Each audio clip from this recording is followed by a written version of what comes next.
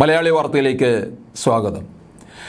2024 അടുക്കുമ്പോൾ ഇതാ നമ്മുടെ CPMന്റെ പാർട്ടി സെക്രട്ടറി MV ഗോവിന്ദന് ആകെക്കൂടെ ഒരു ചങ്കിടിപ്പും അങ്കലാപ്പും.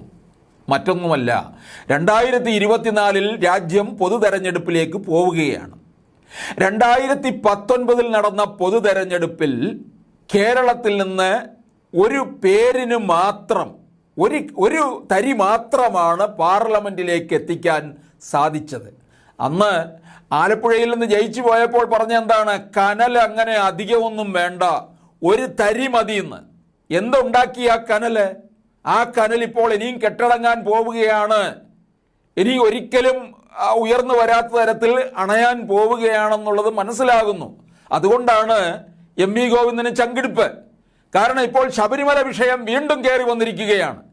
അന്ന് 2019 യുവതീ പ്രവേശമായിരുന്നു വിഷയമെങ്കിൽ ഇപ്പോൾ ഇതാ ശബരിമലയിലെ തിക്കും തിരക്കും.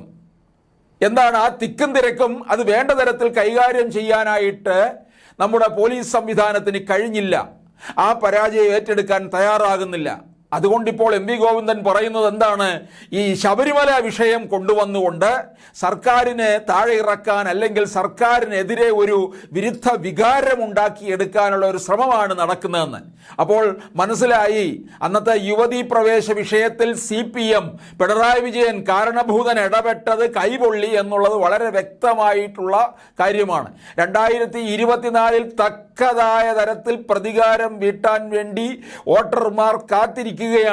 കാരണം കേരള നിയമസഭയിലേക്ക് തന്നെ മറിച്ചിടാനുള്ള ഒരു ശ്രമം വോട്ടർമാർ കാത്തിരിക്കുമ്പോൾ 2024 അവര് ലോക്സഭയിലേക്കെന്നുള്ള രീതിയിൽ തന്നെ അതിൻ്റെ ഒരു പ്രതികാരം വീട്ടുമെന്നുള്ളതാണ്. 2026 വരെ അവർക്ക് കാത്തിരിക്കാൻ വയ്യ. 2025 തദ്ദേശ സ്വയംഭരണ സ്ഥാപനങ്ങളിലേക്കുള്ള തെരഞ്ഞെടുപ്പുണ്ട്. പക്ഷേ അതിനു മുമ്പുള്ള ആ പാർലമെന്റ് തെരഞ്ഞെടുപ്പിൽ തന്നെ പകരം വീട്ടും എന്ന് മനസ്സിലായി. ഇപ്പോൾ ഈ നവകേരള സദസ്സ് നടക്കുമ്പോൾ കിട്ടുന്ന തരത്തിലുള്ള അവരുടെ ഒരു വിരുദ്ധ വികാരം പാർട്ടി സെക്രട്ടറിക്ക് മനസ്സിലാക്കാൻ കഴിഞ്ഞിട്ടുണ്ട്. അങ്ങനെ മനസ്സിലാക്കിയത് കൊണ്ടാണ് ഇപ്പോൾ MV ഗോവിന്ദൻ ഇത്തരത്തിലുള്ള ഒരു ചങ്കിടിപ്പും അങ്കലാപ്പും ഉണ്ടായിരിക്കുന്നത്. കാരണം അദ്ദേഹം പാർട്ടി സെക്രട്ടറിയായി വന്നതിന് ശേഷം നടക്കാൻ പോകുന്ന ഒരു പൊതു തെരഞ്ഞെടുപ്പാണ്.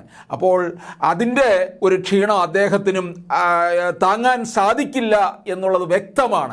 അതുകൊണ്ട് തന്നെയാണ് ഇപ്പോൾ പാർട്ടി സെക്രട്ടറിക്ക് ഇത്തരത്തിൽ തോന്നിയിരിക്കുന്നത്.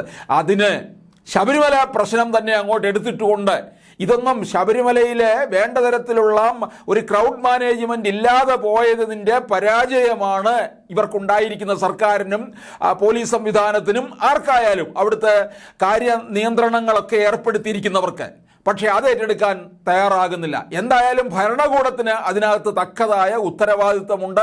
അതിനുള്ള ഒരു തിരിച്ചടി തന്നെ കിട്ടും എന്ന് MV ഗോവിന്ദന് മനസ്സിലാവുകയും ചെയ്തു. അതുകൊണ്ടാണ് ഇപ്പോൾ അദ്ദേഹത്തിന് ഇത്തരത്തിലുള്ള ഒരു അങ്കലാപ്പുണ്ടായിരിക്കുന്നത്.